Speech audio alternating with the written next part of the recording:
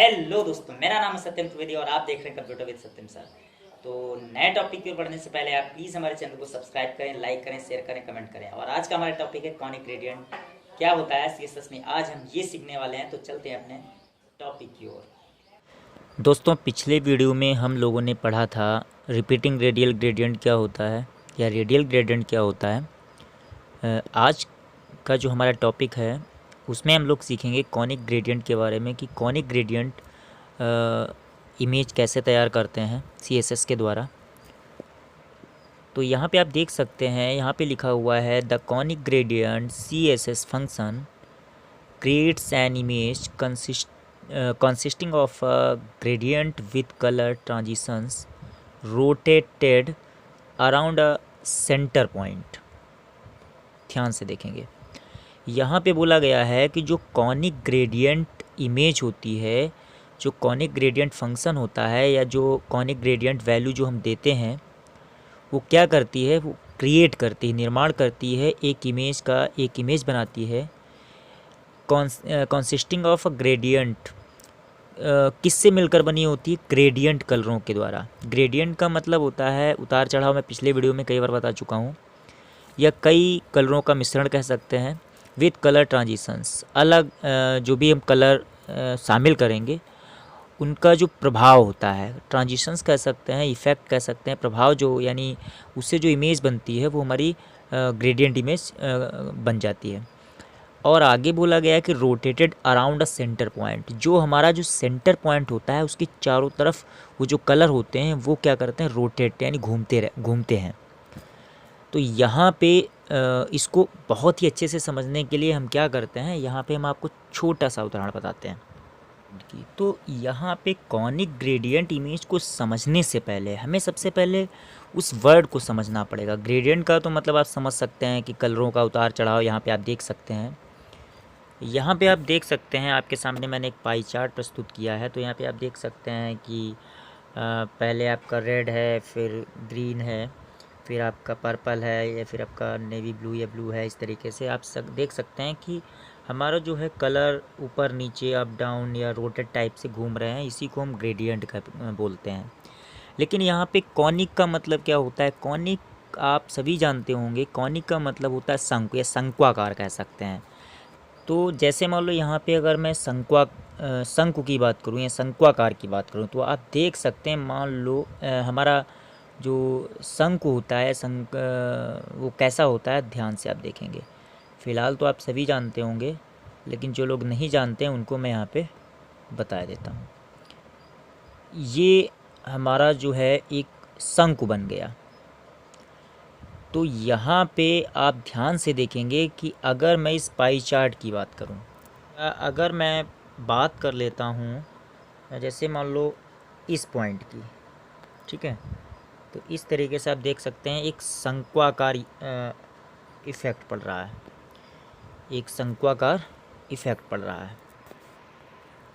अब ध्यान से देखेंगे, जैसे मान लो मैं इसकी बात करता हूँ, ये इस तरीके से ऐसे जा रहा है। अगर मैं इसको ऐसे करके ऐसे कर दूं, तो यहाँ पे एक हमारी जो इमेज बन रही है वो हमारी शंक्वाकार बन रही है। यानी शंकु के आकार में अलग अलग कलरों का मिश्रण हो जाता है। तो वो जो हमारा होता है कॉनिक ग्रेडियंट कहलाता है। तो कॉनिक यानी शंकु हो गया, ग्रेडियंट यानी कलरों का मिश्रण या कलरों का उतार चढ़ाव कह सकते हैं। तो यहाँ पे आप देख सकते हैं इस तरीके से आपके कई कलरों से शंक्वाकार टाइप की आकृति बन रही है। तो यहाँ पे आप कॉनिक ग्रेडियंट का मतलब आप अच्छे से समझ गए होंगे। और आगे मैंने बोला है कि विद ट्रांजिशन कैसा प्रभाव पड़ता है या किस प्रकार का इफेक्ट पड़ता है।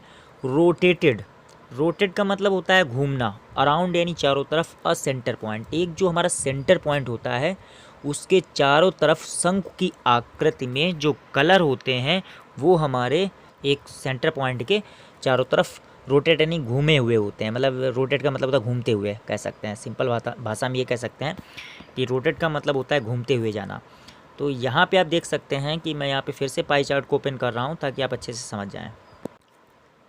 तो यहाँ पे आप देख सकते हैं, जैसे मान लो यहाँ पे क्या बोला गया है कि रोटेटेड घूमते रहते हैं अराउंड चारों तरफ अ सेंटर पॉइंट। सेंटर पॉइंट के चारों तरफ घूमते रहते हैं। तो ध्यान से आप देखेंगे, ये हमारा सेंटर पॉइंट हो गया और इस सेंटर पॉइंट के चारों तरफ हमारे कलरों का मूवमेंट हो रहा है, यानी रोटेट हो रहे हैं इस तरीके से आप देख सकते हैं। इस तरीके से एक बार आप फिर से देख सकते हैं, जो हमारा सेंटर पॉइंट है ये हमारा सेंटर पॉइंट है, यानी सेंटर का मतलब होता है बीचों बीच या बीच का बिंदु कह सकते हैं। सेंटर पॉइंट का मतलब होता है केंद्र, यानी बीच का पॉइंट। तो यहाँ पे ये हमारा बीच का पॉइंट हो गया और इस बीच के पॉइंट, सेंटर पॉइंट के चारों तरफ जो कलर हैं वो हमारे मूव कर रहे हैं, रोटेट हो रहे हैं, यानी घूमते हुए जा रहे हैं। इस तरीके से आप देख सकते हैं। तो ये हमारा हो गया सेंटर पॉइंट या कॉनिक ग्रेडियंट की जो पहचान होती है, कैसा होता है कॉनिक ग्रेडियंट, इमेज आप समझ गए होंगे। और एग्जाम्पल में यहाँ पे दिया भी गया है कि example conic gradients include pie charts. अगर मैं कॉनिक ग्रेडियंट की बात करूँ तो उसमें शामिल होते हैं उदाहरण के तौर पे पाई चार्ट, जो कि आपके सामने प्रस्तुत है, एंड कलर व्हील, कलर रंग कह सकते हैं, व्हील्स मतलब चक्र कह सकते हैं, तो कलर का चक्र जैसा, तो वो पाई चार्ट को ही आप अच्छे से समझ सकते हैं। तो यहाँ पे उम्मीद करते हैं आपको कॉनिक ग्रेडियंट के बारे में समझ में आ गया होगा। आगे यहाँ पे ये बोला गया है कि the conic gradient is made up of start and stop colours. यहाँ पे कॉनिक होना चाहिए, एम यहाँ पे थोड़ा गलत हो गया है, आप देख सकते हैं। तो कॉनिक ग्रेडियंट जो इमेज होती है वो हमारी बनी होती है start and stop colours. Stop यानी शुरुआती कलर, स्टॉप यानी आखिरी, यानी लास्ट कलर कह सकते हैं, जहाँ से कलर का हमारा अंत हो जाता है, जहाँ पे हमारा कलर ख़त्म हो जाता है, वहीं से उससे हम स्टॉप कलर कहते हैं। तो यहाँ पे अगर आप देखना चाहें तो आप देख सकते हैं कि अगर मैं बात करूँ, मान लो हमारा यहाँ पे फर्स्ट कलर, पहला कलर हमारा स्टार्ट हुआ है ये वाला, उसके बाद यहाँ से सेकंड कलर हो गया, थर्ड कलर हो गया, फोर्थ कलर, यानी फोर्थ कलर ये वाला जो कलर होगा ये हमारा स्टॉप कलर बोला जाएगा। और ये जिस कलर, मान लो फर्स्ट कलर हमारा ये वाला था तो ये हमारा स्टार्ट कलर बोला जाएगा। तो यहाँ पे स्टॉप एंड स्टार्ट कलर आप अच्छे से समझ गए होंगे। आगे यहाँ पे बोला गया है कि colour can be defined by degree such as from 45 degree, from 90 degree, from 270 degree etc। यानी जो भी कलर हमारे होते हैं उनको हम डिफ़ाइन कर सकते हैं डिग्री के हिसाब से, कि कौन सा कलर हमें कितने डिग्री से कितने डिग्री तक रखना है, इसको भी हम डिफ़ाइन कर सकते हैं। तो यहाँ पे अगर मैं पाई चार्ट की बात करूँ तो यहाँ पे आप देख सकते हैं कि जो हमारा यहाँ पे पाई चार्ट यानी जो कलरों का यहाँ पे कॉम्बिनेशन है, जो हमारी यहाँ पे कॉनिक ग्रेडियंट इमेज बनी हुई है, इसमें कलरों को डिग्री के हिसाब से डिफ़ाइन किया गया है कि कौन सा कलर हमारा मतलब कितने डिग्री से स्टार्ट हुआ और कितने डिग्री तक ख़त्म हो गया। मान लो ये कलर, इसका जो भी यहाँ से डिग्री हो, मान लो ये कलर हमारा यहाँ से स्टार्ट हुआ और फिर ये जो कलर है यहाँ से स्टार्ट हुआ और कितने डिग्री तक ख़त्म हो गया, फिर अगला कलर इतने डिग्री से स्टार्ट किया गया, यहाँ तक ख़त्म हो गया। इस तरीके से आप समझ सकते हैं। अब अगर हम बात करते हैं कि एग्ज़ाम्पल यहाँ पे दिया गया है कि जब आप CSS इमेज तैयार करेंगे, CSS के द्वारा कॉनिक ग्रेडियंट इमेज तैयार करेंगे तो उसका जो सिंटैक्स होता है, डिक्लेरेशन तैयार करेंगे, वो कैसे तैयार करेंगे। तो यहाँ पे आप देख सकते हैं, सबसे पहले हमें बैकग्राउंड इमेज टाइप करना है, उसके बाद हमें किस टाइप की इमेज तैयार करनी है, कॉनिक ग्रेडियंट, तो आपको कॉनिक ग्रेडियंट टाइप कर देना है। फिर हमें पहला कलर जो हमारा स्टार्ट होगा, पहला स्टार्ट कलर हमारा रेड हो गया, सेकंड कलर, फर्स्ट कलर कह सकते हैं, ग्रीन कलर सेकंड हो गया और लास्ट कलर या स्टॉप कलर हमारा ब्लू हो गया। तो यहाँ पे जो पहला कलर हमारा रेड होगा वो कितने डिग्री से स्टार्ट होगा, फ्रॉम 45 डिग्री, यहाँ पे मैंने दे रखा है। इस तरीके से आपको सिंटैक्स का यूज करना है। To what degree to extend which colour, किस कलर को हमें कितने डिग्री तक रखना है। आफ्टर द कलर, किसी एक कलर को देने के बाद, या गिव अ डिग्री वैल्यू, या कितनी कलर को हमें कितनी डिग्री तक रखना है, कौन सी डिग्री वैल्यू देनी है, वो भी हम यहाँ पे दे सकते हैं, जो कि मैं पीछे बता भी चुका हूँ कि जैसे लाइट रेड कलर में 270 डिग्री रखना है, कितना रखना है, इस तरीके से हम यहाँ पे उसको भी डिफ़ाइन कर सकते हैं, दे सकते हैं। फ़िलहाल अच्छे से आपको तभी समझ में आएगा जब हम वहाँ पे आपको प्रैक्टिकली करके दिखाएंगे, तभी आपको अच्छे से समझ में आ जाएगा। नेक्स्ट अगर मैं बात करता हूँ, if you want to move the centre point, अगर आप सेंटर पॉइंट को मूव करना चाहते हैं, अगर मैं बात करूँ सेंटर पॉइंट की, ये वाला जो सेंटर पॉइंट है, इसको मैं चाहता हूँ कि इसको मुझे मूव करना है, इसको मुझे मूव करके ले जाना है। तो मैं चाहता हूँ कि जो सेंटर पॉइंट है ये यहाँ पे ना हो करके, मान लो ये सेंटर पॉइंट हमारा यहाँ पे होना चाहिए, यहाँ पे होना चाहिए, मतलब कहाँ से हमें सेंटर पॉइंट बनाना है ये हम ये भी अच्छे से समझ सकते हैं। फ़िलहाल जिन लोगों को मैंने इसका PDF भेजा है वो एग्जाम्पल नंबर 8 देखेंगे, उसमें आपको पूरा कॉनिक ग्रेडियंट या रिपीटिंग कॉनिक ग्रेडियंट अच्छे से समझ में आ जाएगा। रिपीटिंग कॉनिक ग्रेडियंट जो होता है सिर्फ रिपीट करता है कॉनिक ग्रेडियंट इमेज को, जैसे आप पिछले वीडियो में लाइनर ग्रेडियंट या रेडियल ग्रेडियंट के बारे में पढ़ चुके हैं। तो यहाँ पे फ़िलहाल इनके बारे में मैं आगे चर्चा करूँगा। तो तब तक के लिए फ़िलहाल मैं क्या करता हूँ, यहाँ पे पहले मैं एक एक करके थोड़ा थोड़ा प्रैक्टिकल समझता हूँ, तभी आपको अच्छे से समझ में आ जाएगा। तो हम क्या करते हैं, हम चलते हैं अपने प्रोग्राम की तरफ कि हमें कैसे ये तैयार करना है, कैसे बनाना है, यहाँ पे हम लोग ये समझेंगे। तो दोस्तों वीडियो हमारा ज़्यादा लंबा ना हो, इसीलिए मैंने यहाँ पे कोडिंग पहले से ही करके रखी है। तो यहाँ पे आप देख सकते हैं मैंने क्या किया है कि मुझे क्या करना है, एक HTML डॉक्यूमेंट तैयार करना है, और उसको तैयार करने के लिए मैंने यहाँ पे HTML पहचान देने के लिए HTML टैग दिया है। फिलहाल आप सभी लोग पहले पढ़ चुके हैं, जिन लोगों ने नहीं पढ़ा है HTML क्या होता है या कैसे ये टैग हम क्यों देते हैं, वो सारे लोग हमारी HTML की सीरीज़ देखेंगे, जो कि मैं बहुत जल्दी अपलोड करने वाला हूँ। तो यहाँ पे अभी हम CSS सीख रहे हैं, तो CSS में स्टाइल देने के लिए मैंने यहाँ पे स्टाइल टैग दे दिया है। और जो मेरा बॉडी पार्ट होता है, उस बॉडी पार्ट पर मैं क्या करूँगा, मुझे एक बैकग्राउंड में इमेज लगानी है। तो मैं बैकग्राउंड में इमेज लगाने के लिए मैंने बैकग्राउंड इमेज डिक्लेरेशन में तैयार कर रहा हूँ। मैंने प्रॉपर्टीज़ दी है बैकग्राउंड इमेज, और उसके सामने मैंने URL दिया है कि जो इमेज हमारी है जिसका नाम है home.jpg, इसका एड्रेस देने के लिए, मतलब पहचान देने के लिए, दर्शाने के लिए कि ये इमेज कहाँ पे है, यूनिफॉर्म रिसोर्स लोकेटर जिसे बोलते हैं, ये इमेज जो है कहाँ से इसको रिसोर्स यानी लिया गया है, मतलब ये उठाया गया है, इसकी लोकेशन क्या है। इसके लिए मैं यहाँ पे URL टाइप करता हूँ, और जहाँ से इस इमेज को उठाया जा रहा है वहाँ पे जो इमेज हमारी है उसका नाम क्या है, home.jpg है। तो यहाँ पे ये मैंने दे दिया, सेमीकोलन से इसको स्टॉप किया और कर्ली ब्रैकेट से मैंने डिक्लेरेशन को बंद कर दिया।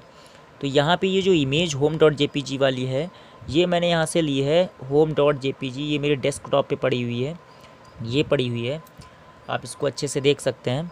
तो इस इमेज को हमने डेस्कटॉप से लिया है। यहाँ पे फ़िलहाल पूरा एड्रेस आपको टाइप करने की ज़रूरत नहीं है कि मैंने इसको डेस्कटॉप से लिया है तो पूरा दूँ।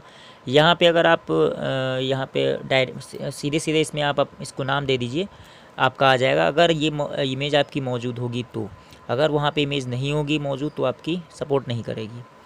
तो यहाँ तक तो आपको समझ में आ गया होगा। हम क्या करते हैं, मैं यहाँ पे थोड़ा थोड़ा आपको समझाता हूँ, तभी आपको समझ में आ जाएगा। मैं इसकी स्टाइल को धीरे धीरे समझाऊंगा, तभी आपको अच्छे से समझ में आ जाएगा। जिसको नहीं समझ में आता है वो अच्छे से देखेंगे, तभी आपको समझ में आ जाएगा। मैं यहाँ पे इतना मैंने यहाँ पे कोडिंग टाइप की है, मैं इसको कंट्रोल ऐसे सेव कर लेता हूँ, और मैंने इसको नाम दे दिया है nl.html।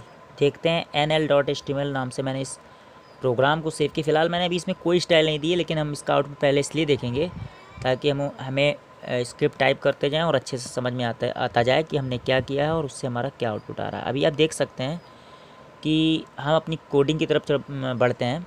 हमने यहाँ पे सिर्फ एक स्टाइल कोई नहीं दी थी।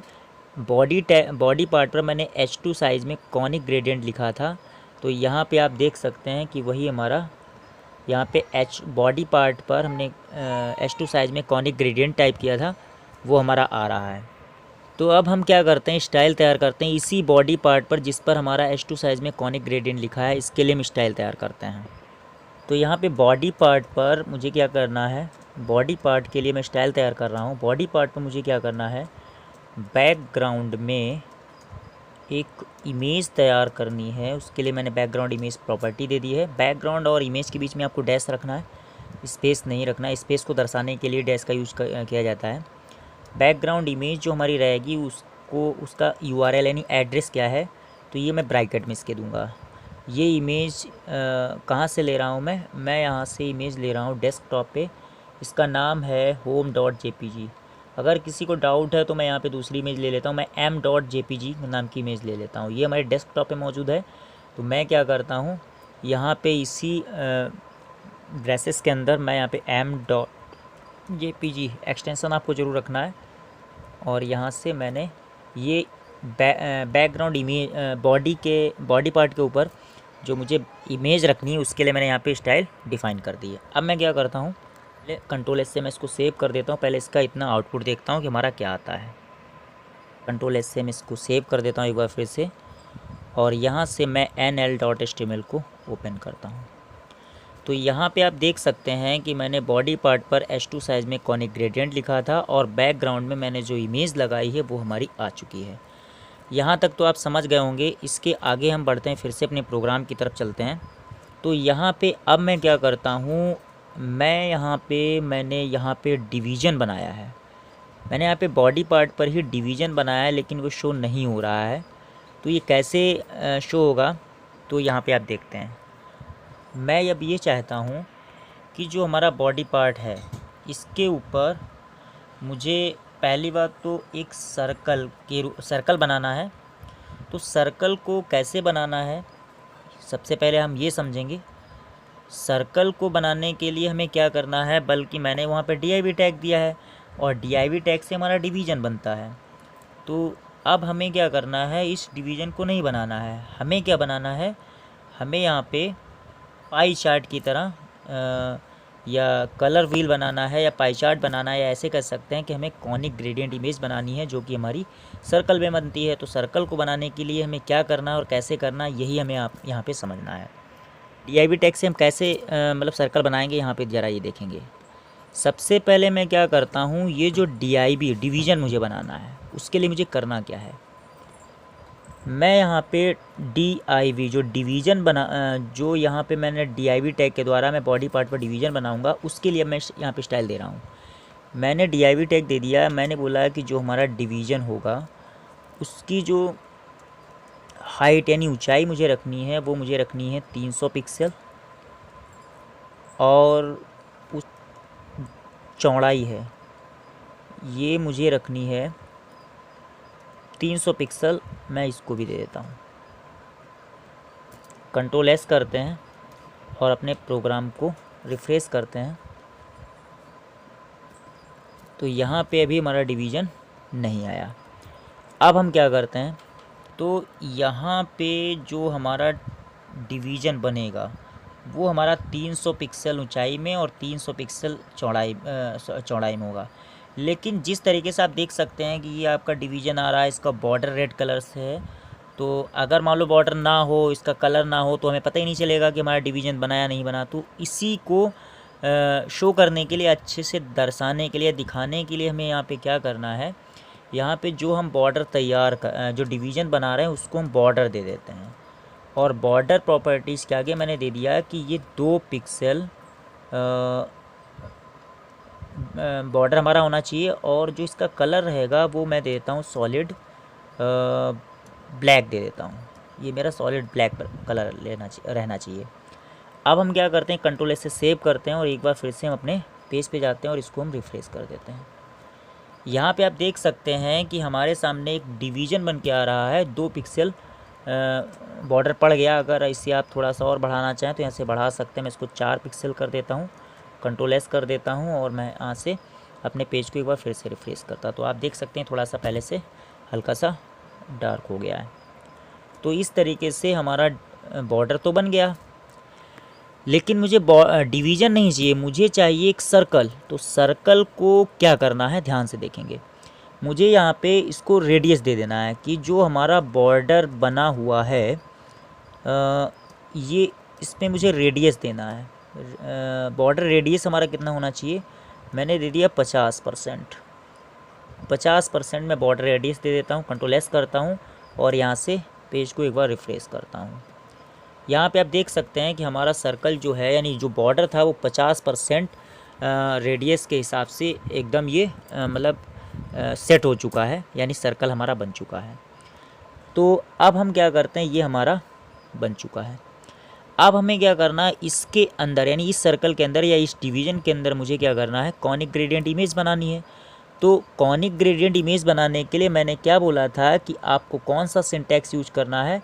आप यहाँ पे देख सकते हैं, मैंने आपको बोला भी था कि अगर हमें कॉनिक ग्रेडियंट इमेज तैयार करनी है, मुझे क्या करना है कि बैकग्राउंड इमेज प्रॉपर्टीज़ देनी है।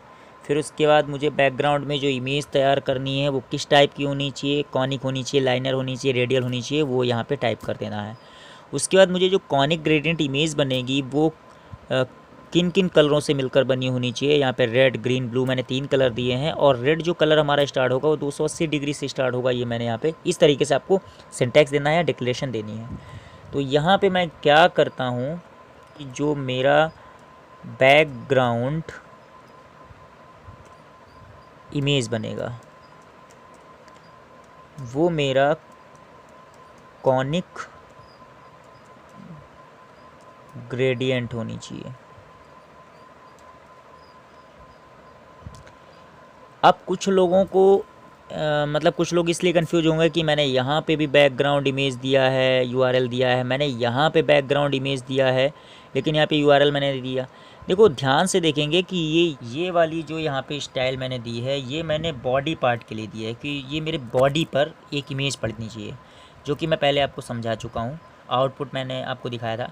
लेकिन यहाँ पर मैंने जो यहाँ पे बैकग्राउंड इमेज प्रॉपर्टीज टाइप करके कॉनिक ग्रेडियंट दिया है, ये मैंने किसके लिए दिया है, डिवीज़न के लिए दिया है कि जो हमारा बॉडी पार्ट है उसके ऊपर जो हम एक डिवीज़न बनाएंगे 50% रेडियस में, इसके अंदर हमारा कॉनिक ग्रेडियंट इमेज बननी चाहिए और जो हमारा बॉडी पार्ट था इसके ऊपर पूरे बॉडी पार्ट में ये हमारी बैकग्राउंड इमेज पड़नी चाहिए। तो ये हमारी बॉडी पार्ट पे पड़ जाएगी। तो यहाँ पे आप समझ गए होंगे। तो यहाँ पे मैं क्या करता हूँ कि बैकग्राउंड इमेज मुझे तैयार करनी है, कॉनिक ग्रेडियंट तैयार करनी है। तो कॉनिक ग्रेडियंट इमेज जो हमारी बनेगी वो किन किन कलरों से मिलकर बनी होनी चाहिए। मैंने यहाँ पे दे दिया रेड, कॉमा लगाया, ग्रीन दे दिया, कॉमा लगाया और यहाँ पे तीसरा जो स्टॉप कलर है मैं वो दे देता हूँ येलो। कंट्रोल एस कर लेते हैं और हम अपने प्रोग्राम का आउटपुट देखते हैं, पेज को रिफ्रेश करते हैं। तो यहाँ पे आप देख सकते हैं कि जो मैंने कॉनिक ग्रेडियंट इमेज बनाई थी वो हमारी कंप्लीट हो चुकी है। तो यहाँ पे आप देख सकते हैं, ध्यान से देखेंगे कि हमारी जो कॉनिक ग्रेडियंट इमेज बनी है उसका सेंटर पॉइंट ये है और इस सेंटर पॉइंट के चारों तरफ रेड, ग्रीन, येलो 3 मैंने कलर दिए थे। ये राउंडेड रोटेट हो रहे हैं, मतलब घूमते हुए जा रहे हैं कह सकते हैं। तो यहाँ पे आपको ये पॉइंट समझ में आ गया होगा। आगे मैंने बोला था कि colour can be defined by degree such as from 45 degree. Colour को हम डिफ़ाइन कर सकते हैं डिग्री के हिसाब से कि हमारा कौन सा कलर कहाँ से स्टार्टिंग होनी चाहिए, कितने डिग्री से स्टार्टिंग होनी चाहिए। तो यहाँ पे इसको हम प्रैक्टिकली करके देख लेते हैं। मान लो यहाँ पे मैंने 3 कलर दिए थे, रेड, ग्रीन, येलो। तो मैं बोलता हूँ कि जो हमारा रेड कलर है ये हमारा 45 डिग्री से स्टार्टिंग होनी चाहिए। 45 डिग्री से हमारा कलर स्टार्ट होगा, रेड कलर, उसके बाद ग्रीन आएगा और फिर उसके बाद स्टॉप कलर, ये जो लास्ट कलर हमारा है वो कौन सा हो जाएगा, येलो हो जाएगा। मैं इसको कंट्रोल एस से सेव कर देता हूँ और मैं अपने प्रोग्राम की तरफ बढ़ता हूँ। यहाँ पे जैसे ही मैं अपने पेज को रिफ़्रेश करता हूँ तो आप देख सकते हैं कि जो हमारा कलर है, तो हमारा सेंटर पॉइंट है ये हो गया है और यहाँ से जो हमारा यहाँ से 90 डिग्री हमारा ये हो गया, यहाँ से 90 डिग्री हमारा ये हो गया और 90 का 45 डिग्री, यानी यहाँ से मैंने बोला था कि जो हमारा रेड कलर होना चाहिए वो हमारा 45 डिग्री से स्टार्टिंग उसकी होनी चाहिए। तो यहाँ पे आप देख सकते हैं कि ये हमारा 45 डिग्री जा रहा है और ये हमारा 90 डिग्री हो गया। तो 90 डिग्री से तो मैंने बोला नहीं था, मैंने बोला था कि जो हमारा रेड कलर स्टार्ट हो वो हमारा 45 डिग्री से स्टार्ट होना चाहिए। तो यहाँ से 45 डिग्री हमारा 45 डिग्री से हमारा रेड कलर स्टार्ट हो रहा है। सेकंड कलर मैंने ग्रीन दिया था और फिर उसके बाद मैंने बोला था कि येलो आना चाहिए। तो यहाँ पे रेड स्टार्ट हुआ, रेड से थोड़ा सा मिक्सिंग करता हुआ ग्रीन हुआ, फिर ग्रीन से वो क्या हुआ, येलो में कन्वर्ट हो गया। लेकिन ये जो सेंटर पॉइंट है इसके चारों तरफ यानी रोटेट हो रहा है। कलर रेड आया, फिर उसके बाद ग्रीन आया, फिर येलो आया। इस तरीके से इसी को हम बोलते हैं कॉनिक ग्रेडियंट। तो यहाँ पे उम्मीद करते हैं ये आपको समझ में आ गया होगा। आगे मैंने यहाँ पे क्या बोला था, ज़रा मैं इसको ध्यान से समझूंगा। मैंने क्या बोला था, मैंने बोला था कि to what degree to extend which colour after the colour, कौन सा कलर कितने डिग्री तक रखना है, ये भी मैं यहाँ पे फिक्स कर सकता हूँ। तो यहाँ पे इसको हम प्रैक्टिकली करके देखते हैं। अब मान लो मैं ये चाहता हूँ कि जो भी कलर मैंने 3 कलर दिए हैं, रेड ग्रीन येलो, कौन सा कलर कहाँ से स्टार्ट हुआ है, कौन सा कलर कहाँ पे एंड हो रहा है, ये मुझे पता ही ना चले। तो मैं क्या करता हूँ, जैसे मेरा फर्स्ट कलर रेड हो गया, ग्रीन सेकंड हो गया, लास्ट कलर येलो हो गया, मैं फिर से यहाँ पे रेड कर देता हूँ। तो रेड करने के बाद कंट्रोल एस करते हैं और जैसे हम अपने पेज को रिफ्रेश करते हैं तो यहाँ पे आप देख सकते हैं कि कौन सा कलर कहाँ से स्टार्ट हुआ हमें पता ही नहीं चल रहा है। सेंटर पॉइंट पता चल रहा है इसके चारों तरफ। अगर मैं यहाँ पे थोड़ा सा इसको समझाने की कोशिश करूँ, मैंने पहला कलर कौन सा दिया था, रेड दिया था। तो यहाँ पे मान लो रेड कलर हमारा यहाँ से स्टार्ट हुआ, फिर उसके बाद मैंने ग्रीन दिया तो दूसरा कलर ग्रीन हो गया, तीसरा मैंने येलो दिया था, तीसरा येलो हो गया, और फिर चौथा मैंने रेड दिया तो फिर से हमारा चौथा जो था वो हमारा रेड कलर का हो गया। तो चौथा आप देख सकते हैं कि जो भी हमारा कलर है रेड हो गया। तो जब रेड और रेड के पास, यानी पहला हमारा रेड था और लास्ट वाला भी मैंने रेड दिया, तो जब रेड रेड के पास आएगा तो यहाँ पे क्या होगा कि फिर वो एक ही में मिक्स हो जाएगा और यहाँ पर हमें वो कलर पता नहीं चलता है। अब अगर मैं बात करूँ कौन सा कलर मुझे कितने डिग्री तक एक्सटेंडेड रखना है, मतलब फैलाना है, ऐसे कह सकते हैं कि कौन सा कलर मुझे कितने डिग्री तक रखना है, तो उसके लिए मैं क्या करूँगा, यहाँ पर डिग्री भी दे सकता हूँ। जैसे मैंने बोल दिया कि रेड जो हमारा है वो हमारा 270 डिग्री होना चाहिए, या मैं ले लेता हूँ ये मेरा जो है ये हमारा 180 डिग्री होना चाहिए।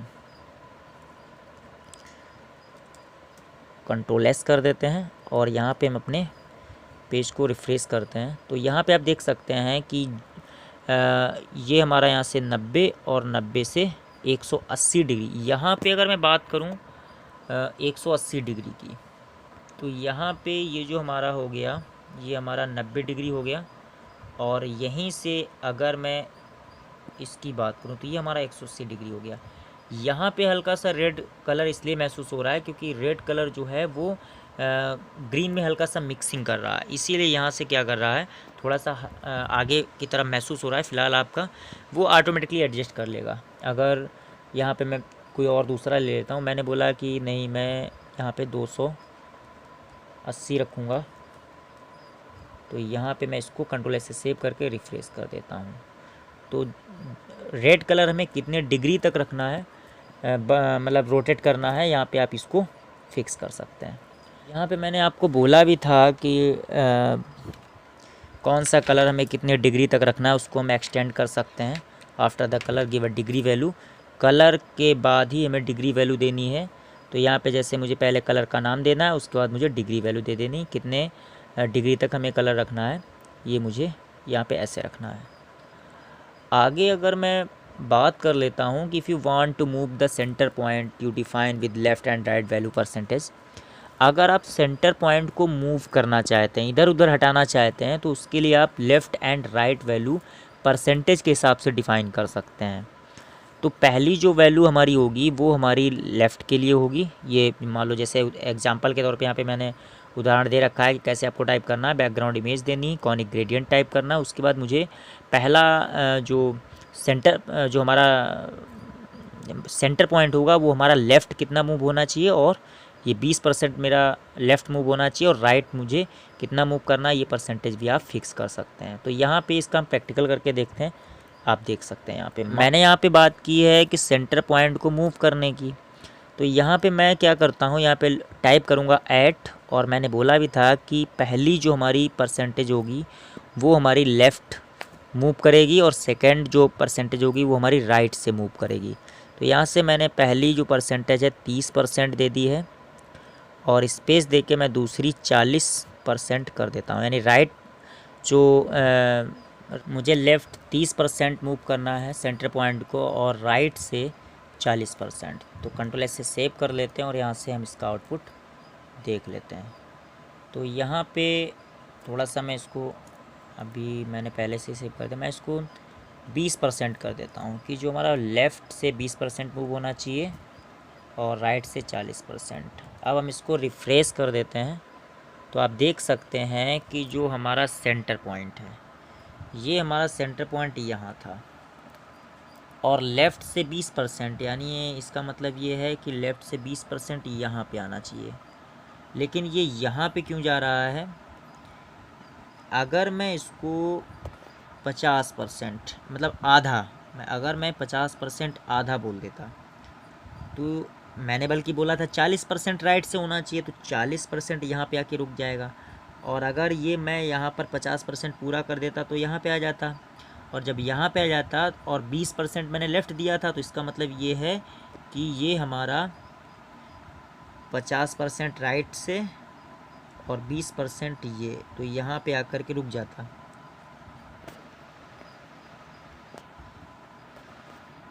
पचास % हमारा यहाँ पे आ जाता और 20% इधर से, तो यहाँ पर आके यहाँ पर हमारा सेंटर पॉइंट आना चाहिए था। लेकिन मैंने इसको राइट से 10% कम रखा है, मतलब राइट अप साइड की तरफ राइट हो जाएगा, तो 10% कम रखा है, तो ये कहाँ पे आ रहा है? यहाँ पे आ रहा है। फिर से आप समझेंगे कि राइट से 40% है और लेफ़्ट से 20% है। अगर मैं बोल देता कि 20% होना चाहिए और 50% होना चाहिए, तो चाहे तो आप यहाँ पे प्रैक्टिकली करके इसको देख सकते हैं। मैंने बोल दिया कि लेफ़्ट से 20 रहना चाहिए और राइट से 50% रहना चाहिए। अब मैं इसको रिफ़्रेश कर देता हूँ तो आप ध्यान से देखेंगे, ये हमारा जो सेंटर पॉइंट है 50% ये हमारा राइट से आ रहा है और ये जो बचा हुआ भाग हुआ, ये वाला इधर वाला जो पॉइंट है ये हमारा 20% आ रहा है। तो यहाँ पे इस तरीके से हम सेंटर पॉइंट को भी मूव कर सकते थे। अब यहाँ पे हम लोग देखते हैं रिपीटिंग कॉनिक ग्रेडियंट क्या होता है। रिपीटिंग का मतलब होता है दोहराना। We do the following syntax to fix repeating conic gradient.